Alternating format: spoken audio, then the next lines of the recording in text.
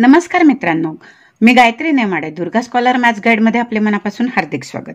मित्रांनो, 22 डिसेंबर 2024 ला 8वीची NMMS ची परीक्षा संपन्न झाली, म्हणजे आजच्याच दिवशी परीक्षा झालेली आहे. तर आज आपण 2024 ची शालेय क्षमता चाचणी म्हणजेच काय तर सॅट पेपरचा आपण मॅथ्सचा पेपर संपूर्णतः स्पष्टीकरण बघणार आहोत. याआधी आपण त्याची संभाव्य उत्तर सूची बघितलीच आहे, पण आता डिटेलमध्ये आपण त्याचे स्पष्टीकरण बघणार आहोत. एकूण आपल्याला 20 प्रश्न असतात. चला तर मग आपण लगेच बघूयात ते प्रश्न कोणते होते, काय होते आणि त्याचे स्पष्टीकरण काय होते. पहिला प्रश्न आहे 71 नंबरचा. सोबतच्या आकृतीमध्ये आपल्याला रेषा AB पॅरलल DE दिला आहे. या दोघं पण पॅरलल आहेत. दिलेल्या माहितीवरून आपल्याला अँगल DCB शोधायचा आहे, म्हणजे DCB आपल्याला हा अँगल शोधायचा आहे. मग यासाठी काय करायचं, या जर दोन लाईनी पॅरलल आहेत तर आपल्याला काय करायचं आहे, याच्यामधून पण आपल्याला एक रेषा जर ही टाकली, ही जर रेषा केली तर आपल्याला पॅरलल मिळते. आता या दोन पॅरलल झाल्या तर ही ट्रान्सव्हर्सल झाली तर बघा आपल्याला इथे अल्टरनेट अँगल मिळतो, म्हणजेच काय तर आंतरव्युत्क्रम कोन मिळतो. आणि आंतरव्युत्क्रम कोन समान असतात, म्हणजे हा आपल्याला मिळाला 50 डिग्री अंशाचा. आणि त्यानंतर या दोघांमध्ये जर बघितला तर ही ट्रान्सव्हर्सल झाली, म्हणजे छेदिका झाली. तर याचा आंतरकोन म्हणजेच इंटिरियर अँगल 180 अंशाचा असतो, म्हणजे हा 110चा आहे तर हा 70 अंशाचा कोन झाला. म्हणजेच आपल्याला इथे 50 + 70 केले तर 120 डिग्रीचा कोणता मिळतो, अँगल DCB मिळाला. आणि हेच आपलं उत्तर असेल. तर पर्याय क्रमांक काय आहे, पर्याय क्रमांक 2 आपलं करेक्ट उत्तर आहे. त्यानंतरचा पुढचा प्रश्न बघूया. 72 नंबरचा क्वेश्चन आहे. खालीलपैकी कोणत्या त्रिकोणात शिरोलंब संपात बिंदू हा त्या त्रिकोणाचा शिरोबिंदू असतो. त्या त्रिकोणाचा शिरोबिंदू असतो. आता याच्यामध्ये विशाल कोण दिलाय, लघुकोन त्रिकोण दिलाय, काटकोन त्रिकोण दिलाय, समभुज त्रिकोण दिलेला आहे. तर यामध्ये विशालकोनाचा जो विशालकोन त्रिकोण असतो त्याचा शिरोलंब संपात बिंदू हा बाह्य बाजूला असतो आकृतीत दाखवल्याप्रमाणे. लघुकोन त्रिकोणाचा हा त्रिकोणाच्या आतमध्ये असतो, जसं मी आकृती दाखवली त्याप्रमाणे. काटकोन त्रिकोण म्हणजेच आपल्याला काय तो त्या बिंदूवरच असतो, म्हणजे त्रिकोणाच्या शिरोबिंदूवर असतो. म्हणून आकृतीत पहा याप्रमाणे मी दाखवलेलं आहे. तर याप्रमाणे पर्याय क्रमांक 3 मिळालेला आहे. समभुज त्रिकोण म्हटला म्हणजे तो सुद्धा आतमध्येच येतो, म्हणजे हे सगळे काय आहेत, एकतर बाह्य बाजूला आहे आणि हे आतल्या बाजूला आहेत. आणि त्रिकोणाच्या बिंदूवर म्हणजे शिरोबिंदूवर जो आपल्याला शिरोलंब संपात बिंदू म्हणजे O म्हणजे ऑर्थो सेंटर मिळतो तो आहे काटकोन त्रिकोण. म्हणून उत्तर येईल पर्याय क्रमांक 3. मित्रांनो, मॅथ पेपरची सुद्धा आपण 1 ते 90 प्रश्न संपूर्ण संभाव्य उत्तर सूची दिलेली आहे. ती तुम्ही बघितलीच असेल. नसेल बघितली तर डिस्क्रिप्शन बॉक्समध्ये त्याची लिंक दिली आहे, त्यावरून तुम्ही तुमची उत्तरं चेक करू शकतात. आणि तुम्हाला आजचा हा पेपर स्पष्टीकरण बघून तुम्हाला एकूण किती मार्क्स पडत आहेत सॅट पेपरमध्ये म्हणजे गणितामध्ये, तर ते लगेच तुम्ही कमेंट बॉक्समध्ये कमेंट करायचीच आहे. जर तुम्हाला मॅथ पेपरचे संपूर्ण स्पष्टीकरण हवे असतील तर कमेंट बॉक्समध्ये कमेंट करा, म्हणजे पुढचा व्हिडिओ आपण लगेच स्पष्टीकरणांचा तोच देणार आहोत. चला तर पुढचा प्रश्न बघूयात. 73 नंबरचा. खालीलपैकी कोणत्या चौकोनाचे कर्ण परस्परांना लंब नसतात दिलेला आहे. तर चौरसाचा कर्ण हे एकमेकांना काय असतात, लंब असतात. म्हणजेच काय करतात, परपेंडिक्युलर असतात, म्हणजे 90 अंशाचा कोन काटकोनात छेदतात. समभुज चौकोनाचा सुद्धा सेमच आहे, पतंगाचा सुद्धा सेमच आहे. आणि आयताचा मात्र काय होतो, तो परस्परांना लंब नसतो. म्हणून पर्याय क्रमांक 4 हे त्याचं योग्य उत्तर येईल. त्यानंतरचा पुढील प्रश्न आहे 74 नंबरचा. त्रिकोण ABC व त्रिकोण ABD हे बाकोको कसोटीनुसार एकरूप होण्यासाठी आणखी आपल्याला कोणती माहिती देणे आवश्यक आहे. आता पहा याप्रमाणे आपल्याला ही आकृती आहे. हिच्यामध्ये आपल्याला हे दोन म्हणजे या एका त्रिकोणामध्ये हा कोन दिलेला आहे आणि इकडे हा कोन दिलाय, म्हणजे एक कोतर मिळाला. ही बाजू काय आहे, ही बाजू AB ही बाजू काय आहे, दोघांनाही एकरूप आहे, म्हणजे दोघांची बाजू झाली, म्हणजे बाजू मिळाली, एक कोण मिळाला. बाजू नंतर आपल्याला एक कोण मिळायला पाहिजे, म्हणजेच तो कोण कुठे मिळेल, हा जर कोण आपल्याला दिला असेल आणि हा जर एकरूप असेल तर बाजू कोण बाजू, बाजू कोण बाजू, म्हणजे बा को को कसोटी होते. तर त्याप्रमाणे पर्याय क्रमांक 3 हे त्याचं काय होतं, करेक्ट, अगदी करेक्ट उत्तर होतं. त्यानंतरचा पुढचा पण प्रश्न आहे 75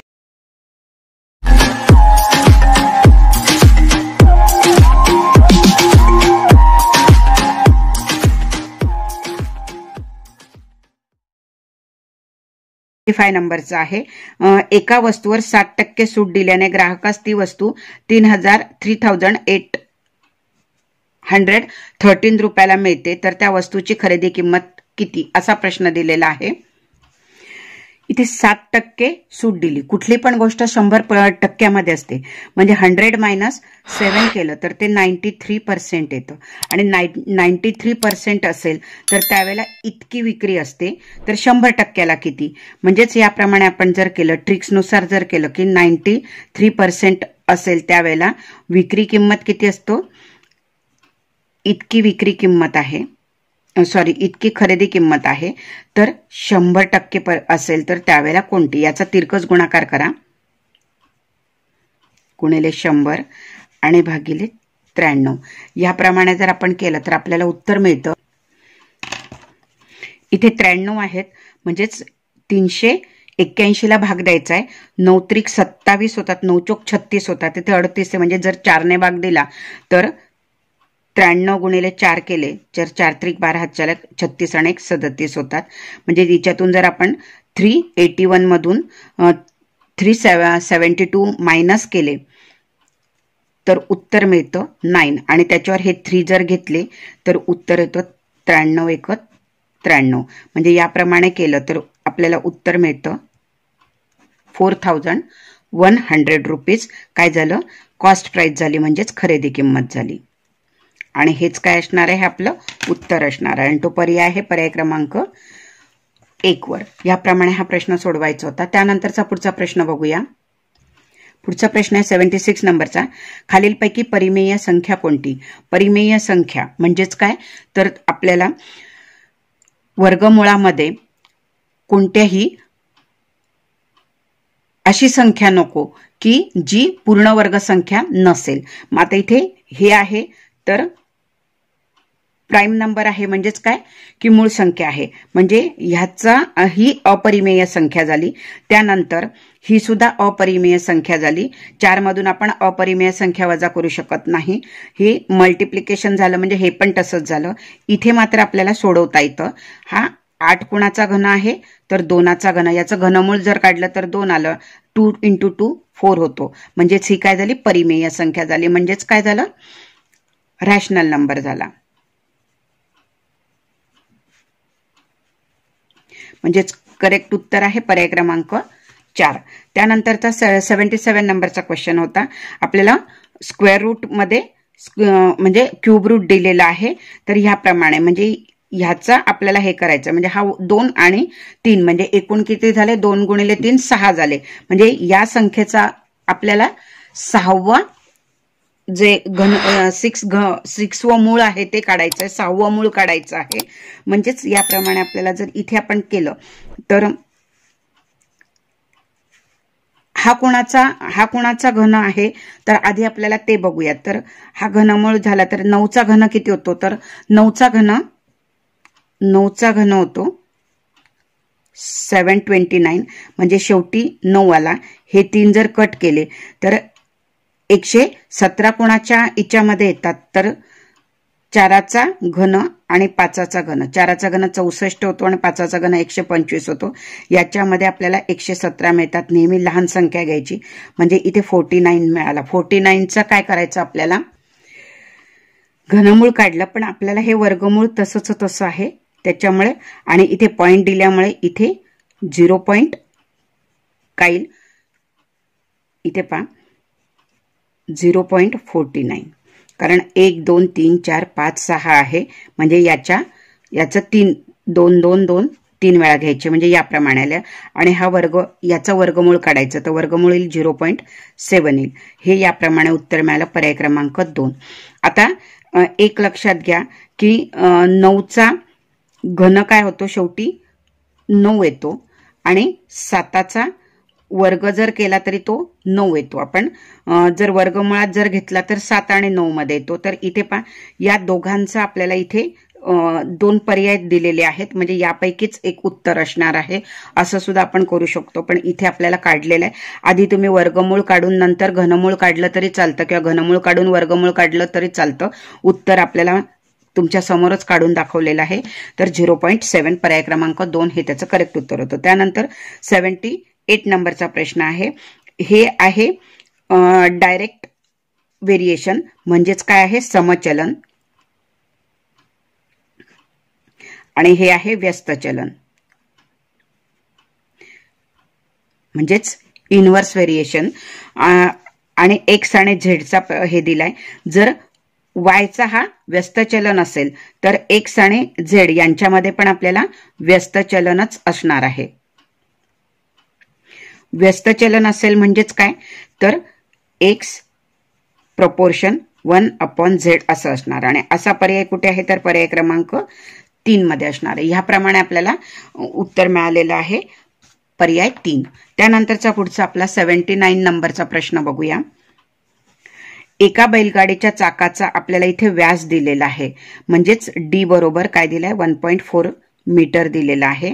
त्या बैलगाडीत इतके किलोमीटर अंतर कापण्यासाठी चाकाचे किती फेरे करायचे म्हणजे किती त्याचे रिव्होल्यूशन होतील ते आपल्याला शोधायचं आहे. याप्रमाणे चाक आहे आणि व्यास आपल्याला 1.4 मीटर दिलेला आहे म्हणजेच आर बरोबर किती होईल तर याच्या हाफ होईल म्हणजेच 0.7 हे मीटर इतका आपल्याला त्याची त्रिज्या मिळेल म्हणजेच आर मिळेल. किंवा आपल्याला इथे जर बघितलं तर याचा आपल्याला परीघ काढावा लागेल. परीघ बरोबर पाय डी घेऊन सुद्धा करू शकतो किंवा 2 पाय आर घेऊन सुद्धा करतो. 2r म्हणजेच डी मिळतो. तर डायरेक्ट आपण केलं तर 27/7 मल्टिप्लाय बाय डी म्हणजेच 1.4 घेतला तर ह्यांचा 7×7 इथे 0.2 केले तर इथे 4.4 मिळतं. आणि आता आपल्याला किलोमीटर किती दिले 1.1 किलोमीटर. 1.1 किलोमीटर म्हणजेच आपल्याला हे जर मीटर झालेले आहेत तर आपल्याला हे पण मीटर मध्ये करावे लागतील. तर ह्याप्रमाणे आपल्याला इतके मीटर मिळतील आणि त्याला डिवाइड बाय 4 म्हणजे आपल्याला हे फेरे मिळतील. फेरे बरोबर हा दशांश चिन्ह जर काढून टाकला तर वरती आपल्याला 1 0 वाढवावं लागेल आणि यांचा जर भागाकार केला तर आपल्याला उत्तर मिळतं 250. पहा 11 × 11 11 चौक 44 आणि 1 2 3 4 × 4 4 2 8 2 उरले परत 2 घेतले 4 5 20 आणि 0. याप्रमाणे आपण जर केलं तर किती फेरे मिळतात किती फेरे मिळाले आपल्याला याप्रमाणे आपण जर भागाकार केला तर 250 फेरे मिळतात आणि तो पर्याय आहे पर्याय क्रमांक 1 वर. ह्याप्रमाणे आपल्याला सोडवायचं होतं. त्यानंतर 80 नंबरचा प्रश्न आहे. मित्रांनो तुम्हाला जर माझे स्पष्टीकरण आवडत असतील तर नक्कीच कमेंट बॉक्समध्ये कमेंट करा. त्याचप्रमाणे हा व्हिडिओ जास्तीत जास्त तुमच्या मित्रांमध्ये शेअर करा जेणेकरून त्यांनाही त्यांची उत्तरं किती चुकले किती बरोबर आले होते हे तपासून बघता येतील आणि त्यांना त्यांच्या मार्कांचा अंदाज काढता येईल. तुम्हाला तुमच्या मार्कांचा अंदाज आला असेलच तर कमेंट बॉक्समध्ये नक्कीच कमेंट करा. नक्कीच तुम्हाला लक्षात येईल की आपल्याला किती मार्क्स पडलेले आहेत. चला तर पुढचा प्रश्न 80 नंबरचा आहे. तळाचा व्यास 7 सेंटीमीटर आणि उंची 28 सेंटीमीटर असलेल्या धातूच्या वृत्तचिती वितळून त्यापासून 2 मिलीमीटर व्यासाची तार तयार केली तर त्या तारेची लांबी किती. आता आपल्याला काय करायचं आहे ही एक तारेची लांबी विचारली आहे हे किती आणि त्यासाठी आपल्याला काय करायचं वृत्तचिती म्हणजे याप्रमाणे असते आणि तळाचा आपल्याला काय दिलेला आहे तळाचा व्यास दिलाय म्हणजे तळाचा व्यास जर दिलेला असेल तर त्याची त्रिज्या किती येते त्याप्रमाणे आपण बघूया. आता यात ही त्रिज्या दिली आणि हिचा आपल्याला हिची त्रिज्या आपल्याला किती दिलेली आहे 2 मिलीमीटर दिलेली आहे. म्हणजेच हे वितळून आपल्याला तार बनवायची आहे. म्हणजेच ह्याचं घनफळ काढायचं आहे. म्हणजे वृत्तचितीचं घनफळ काय येतं तर पाय आर स्क्वेअर एच येतो आणि त्याच्यापासून आपल्याला तार बनवायची आहे आणि तारेचं घनफळ येईल पाय आर स्क्वेअर एच. इथे व्यास दिलाय म्हणून आर बरोबर 1 mm होईल आणि हे सगळे सेंटीमीटर दिलेत आणि इथे आर बरोबर किती होईल तर 7च्या निम्मे 3.5 सेंटीमीटर होईल. या सगळ्यांचे आपल्याला एकतर सेंटीमीटर मध्ये कन्वर्ट करा किंवा एकतर मिलीमीटर मध्ये कन्वर्ट करा. तर आपण मिलीमीटरचे पुन्हा केले तर पॉइंट मध्ये येतील. तर आपण याचे काय करूया सेंटीमीटरचे मिलीमीटर मध्ये कन्वर्ट करूया. म्हणजेच इथे झाले 35. याप्रमाणे आर बरोबर 35 झाले. म्हणजे इथे जर आपण केलं तर हा बघा इकडून आणि हा पाय आणि हा पाय कट होऊन जाईल आणि इथे आपल्याला ही एक आपण करूया ही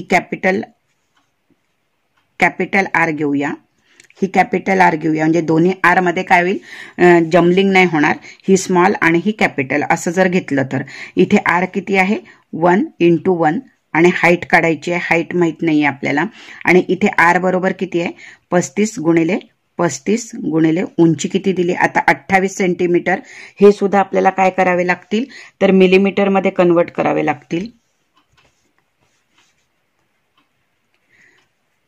ते झाले 280 mm होतात. आता ह्याप्रमाणे जर केलं तर आपल्याला डायरेक्ट काय मिळते यांचा गुणाकार जर केला 35 आणि 35 चा म्हणजे 35चा 35चा स्क्वेअर जर केला 5 5 25 आणि याचा ट्रिक्स वापरून केला 4 त्रिक 12 म्हणजे इथे हे मिळाले गुणिले 280 केले तर ह्यांचा गुणाकार करून उत्तर मिळतं आपल्याला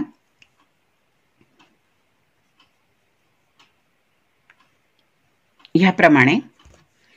पण हे काय झालेले आहेत सगळे मिलीमीटर मध्ये झालेले आहेत आणि इथे आपल्याला काय दिलेलं आहे मीटर मध्ये. मीटर सगळीकडे मीटर युनिट म्हणजे दिलेला आहे एकक दिलेला आहे. म्हणजेच ह्याला आपल्याला काय करायचं आहे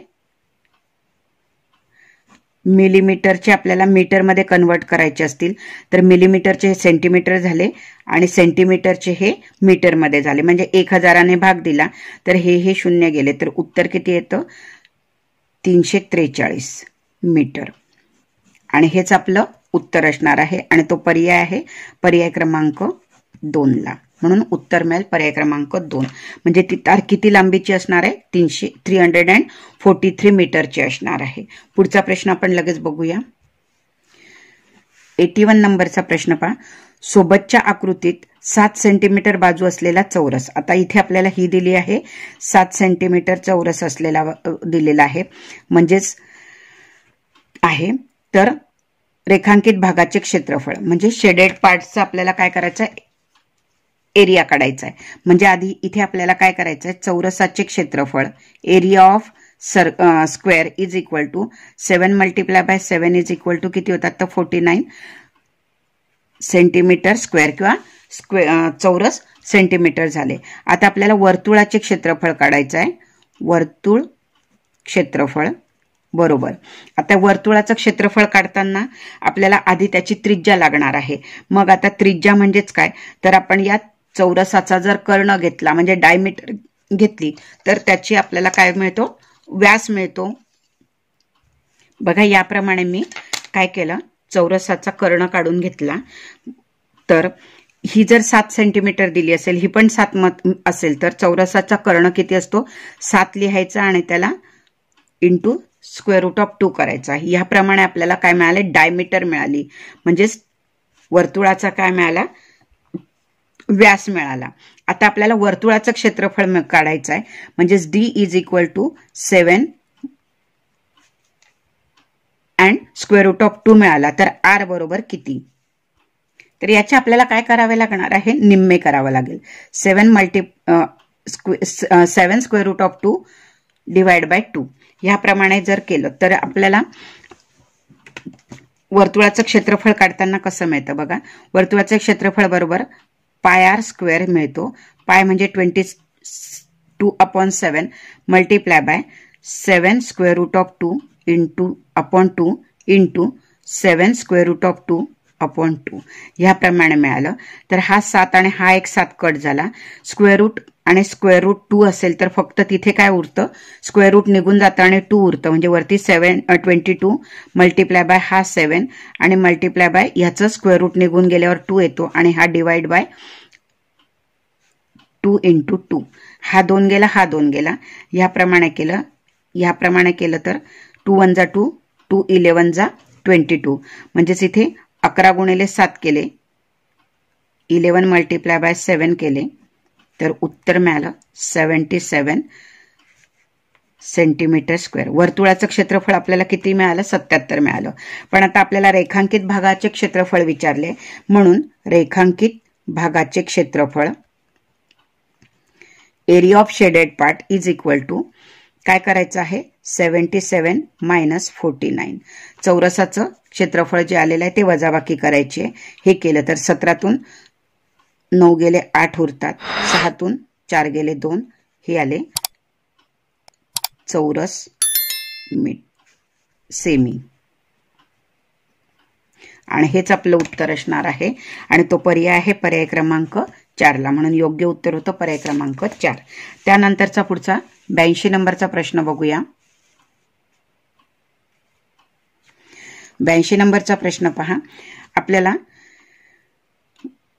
याचं घनमूळ काढायचं आहे. 1728 मल्टिप्लाय बाय 4913. तर सर्वात महत्वाचं याचे आपल्याला आधीच क्यूब रूट काढून घ्यायचा आहे, म्हणजे घनमूळ काढून घ्यायचं आहे. तर आपल्याला माहिती आहे की हा 12चा घन आहे आणि हा 17चा घन आहे. आता जर तुम्हाला घनमूळ काढायचं, मगाशी पण मी सांगितलं 4913 याचं जर आपल्याला घनमूळ काढायचं असेल तर 3चा घन किती येतो, तर 27 येतो. 27चा युनिट प्लेसचा 7 इथे घेतला, हे 3 संख्या खोडून टाकली आणि येणारा 4 कोणत्या 2 घनांच्या मध्ये येतो, तर 1चा घन आणि 2चा घन. 1चा घन 1 येतो आणि 2चा घन किती येतो, 4 येतो. याच्यामध्ये आपल्याला 4 मिळतो. तर सर्वात लहान संख्या घ्यायची, म्हणून 1. 17चा घन किती होतो, 4913. करून बघा तुम्ही की बरोबर येतो की नाही. ह्याप्रमाणे केले. ह्यांचा जर गुणाकार केला 17 दुणे 34, 3 उरले, 17 1 17 आणि 3 20 होतात.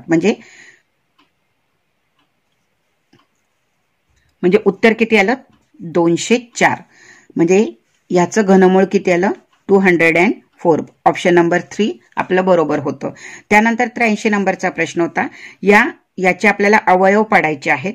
तर यामध्ये बघा 375 आणि 81 याच्यामधून जर 3 आपण कॉमन बाहेर काढला तर 125 x cube minus 9y cube हे मिळतो. ए क्यूब मायनस बी क्यूब हा फॉर्म्युला आपल्याला इथे यूज होतो. म्हणजेच इथे 3 मल्टिप्लाय बाय, इथे आपल्याला कोणता फॉर्म्युला मिळाला, तर इथे वरती लिहिते मी, म्हणजे आपल्याला खाली सोडवायला जागा मिळेल. एचा घन वजा बीचा घन आणि याचं सूत्र आहे A minus B into A square plus A B plus B square. या फॉर्म्युल्यामध्ये जर आपण ए ची किंमत टाकली तर आपल्याला लक्षात येतं ए बरोबर 5x आहे आणि बी बरोबर 3y मिळालं. आणि आता याच्या किमती टाकल्या तर पहा, यामध्ये मिळतं 5x प्लस मायनस, कारण इथे मायनस आहे, मायनस 3y इंटू, आता ह्याचा वर्ग करायचा आहे म्हणजे 25x स्क्वेअर प्लस ए आणि बी ह्यांचा गुणाकार केला 5 त्रिक 15 xy आणि प्लस ह्याचा घन करायचा 9y स्क्वेअर. ह्याप्रमाणे उत्तर मिळालं. तर हा पर्याय कुठे आहे बघा, इथे मायनस आहे, इथे ह्याप्रमाणे आपल्याला पर्याय क्रमांक 3 हे उत्तर त्याचं करेक्ट होतं. याप्रमाणे सोडवायचं आहे. या फॉर्म्युलामध्ये टाकून ए बी ची किंमत टाकली तर लवकर येतो. त्यानंतरचा पुढचा 84 नंबरचा प्रश्न बघा. 12 कडा व 7 पृष्ठ असणाऱ्या घनाकृतीचा शिरोबिंदू किती. शिरोबिंदूसाठी आपल्याला ट्रिक्स वापरायची आहे आणि ती ट्रिक्स कशी आहे बघा. व्ही म्हणजे व्हर्टेक्स अधिक सरफेस म्हणजे एस, सरफेस म्हणजेच पृष्ठ S is equal to E म्हणजेच काय एजेस म्हणजेच कडा अधिक 2. यामध्ये जर आपण टाकलं तर आपल्याला इथे काय विचारले, शिरोबिंदू म्हणजे व्हर्टेक्स काढायचे आहेत. म्हणजे एस ची किंमत पृष्ठ किती दिलेत 7 दिलेत. आता इथे व्ही जसाचा तसा येईल. ई किती दिले 12 + 2 दिले. यांची 14 झाले. 14 मधून 7 वजा केले म्हणजे 14 - 7 केले तर इथे 7 काय येतील शिरोबिंदू येतील म्हणजे व्हर्टेक्स येतील आणि हेच आपलं उत्तर असणार आहे. पर्याय क्रमांक 4 हे त्याचं करेक्ट उत्तर होतं.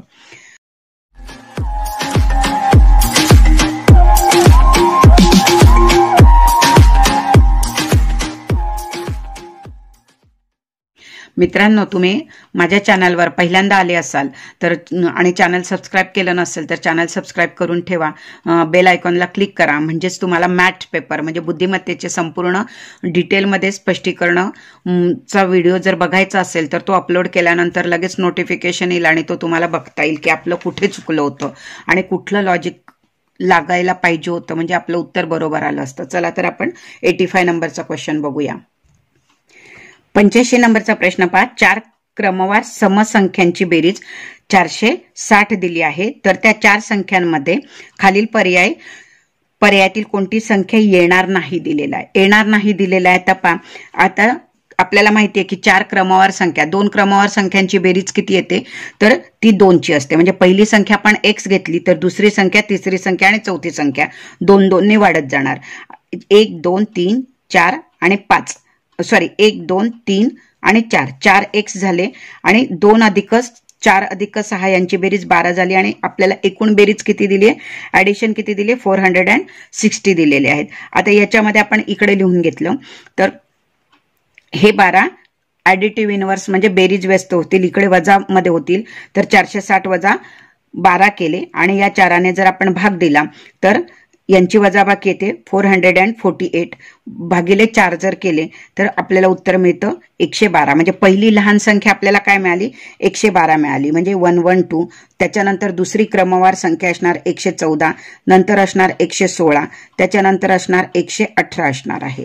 आता त्याच्या पुढची ही 5वी संख्या असणार आहे. याच्यात आपल्याला 1 2 3 दिलेले आहेत म्हणजेच उत्तर काय असणार आहे की जी नसणार नाही विचारलंय म्हणून ही दिली. आता आपल्याला जर ट्रिक्सने जर बघायचं झालं तर ट्रिक्सने बघायचं, आपल्याला 4 समसंख्या दिल्या.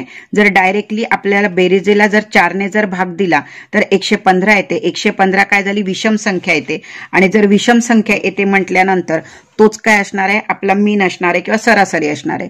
म्हणजे 115 ही मधली संख्या असणार आहे. तर 1 2 3 आणि 4 याच्या अगोदर 114 येते, याच्या आधी 112 येते, याच्यानंतर 116 येते आणि याच्यानंतर 118 येते. जर आपल्याला हे एवढं करण्यामध्ये वेळ घालवायचा नसेल तर आपल्याला ट्रिक्सने पण लगेच उत्तर सोडवता येतं. मित्रांनो, ही ट्रिक्स तुम्हाला 8वीची स्कॉलरशिपची परीक्षा आपली 9 तारखेला आहे. या पेपरचा उपयोग तुम्हाला 8वीच्या स्कॉलरशिपसाठी सुद्धा होणारच आहे की कशा पद्धतीने आपल्याला पटकन उत्तर सोडवता आलं पाहिजे. तर ही ट्रिक्स उपयोगात येईल. म्हणजे 115 आहे तर ह्याप्रमाणे आपल्याला या 4 संख्या मिळाल्या. म्हणजेच यामध्ये पर्यायामध्ये नसलेली संख्या कोणती असणार आहे तर पर्याय क्रमांक 2 ही अगदी शॉर्ट मेथडने सुद्धा आपल्याला ट्रिक्सने सुद्धा पटकन काढता येतं. त्यानंतर 86 नंबरचा प्रश्न पहा. एका गावातील 20 कुटुंबात रोज किती लिटर दूध घेतात याची नोंद पुढे दिली आहे. यावरून आपल्याला दुधाचा मध्य काढायचा आहे. मध्य काढायचा म्हणजेच मीन काढायचा आहे म्हणजे सरासरी काढायची आहे. तर यामध्ये आपल्याला सारणी तयार करून घ्यायची आहे. बघा, याप्रमाणे आपण वारंवारता घेतली आहे आणि आपल्याला किती वेळा ते दिलेले आहे तर 0.5 1 2 3 आणि 4 वेळा आलेले आहेत. म्हणजे इथे मी 4 घेतले, ह्यांचा गुणाकार करायचा आणि यांचा गुणाकार येतो 5 चोक 20 आणि दशांश चिन्ह 1 आहे. तर इथे ह्याप्रमाणे 5 चोक 20 आणि 1 दशांश चिन्ह दिलं. त्यानंतरचा पुढचा आहे पहा. 1 किती वेळा आलाय 1 2 3 4 आणि 5 वेळा आलेला आहे. आणि हे पुढचं 6. पुन्हा बघा 1 2 3 4 5 आणि 6 वेळा. म्हणजेच इथे गुणाकारात 6 आले, 6 1 6 ह्याप्रमाणे मिळाले. त्यानंतर पुढे दिलाय 1.5 1 2 3 4 4 वेळा आहे म्हणून यांचा गुणाकार केला. 15 चोक 60 होतात आणि 1 दशांश चिन्ह मागे येऊन याप्रमाणे केलं.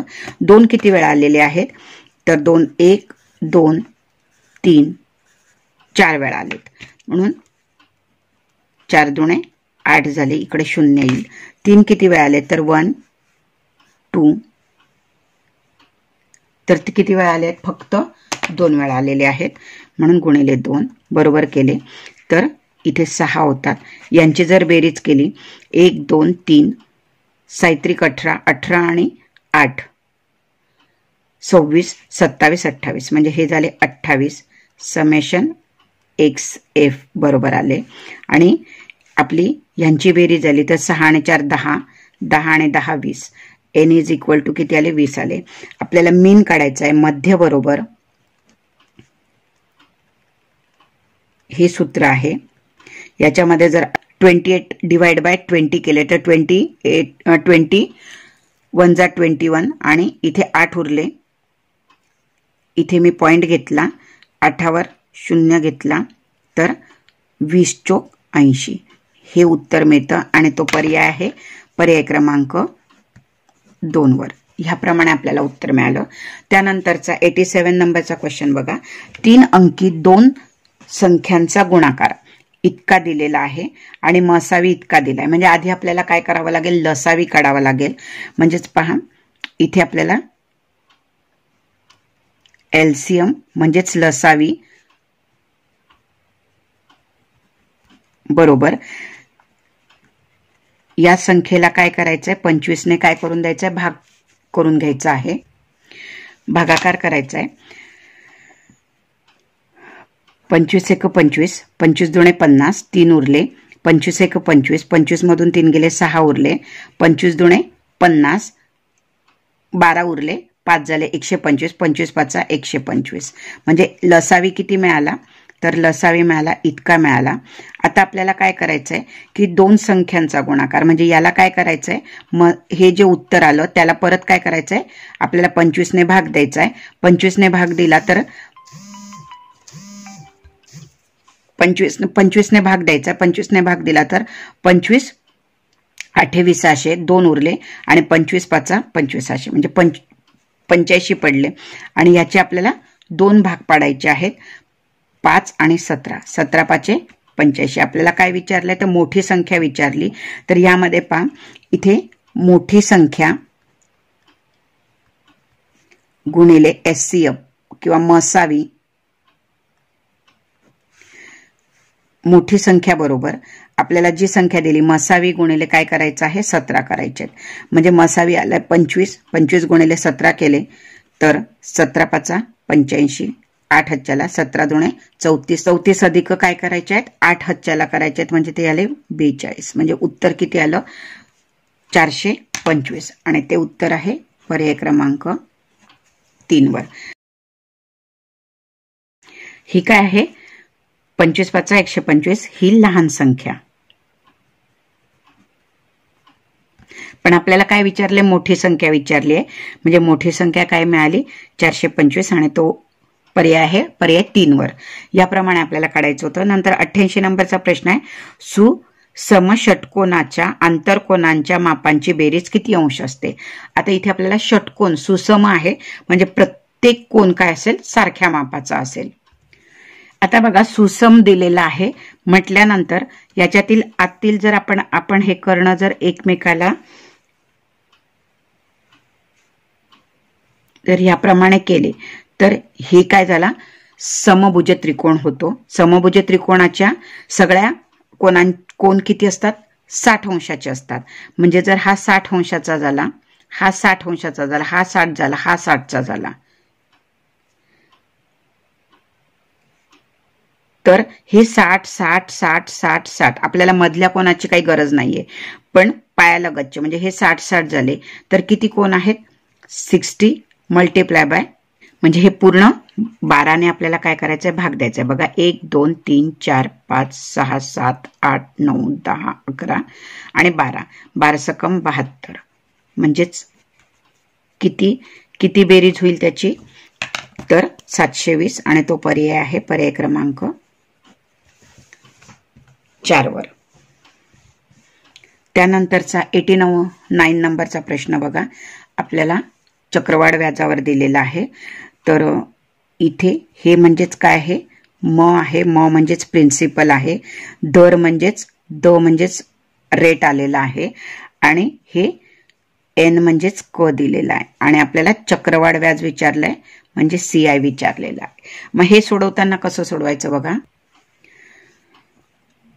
चक्रवाढ व्याज काढायचं असेल तर आपल्याला इथे येईल अमाऊंट बरोबर P इंटू 1 प्लस R/100.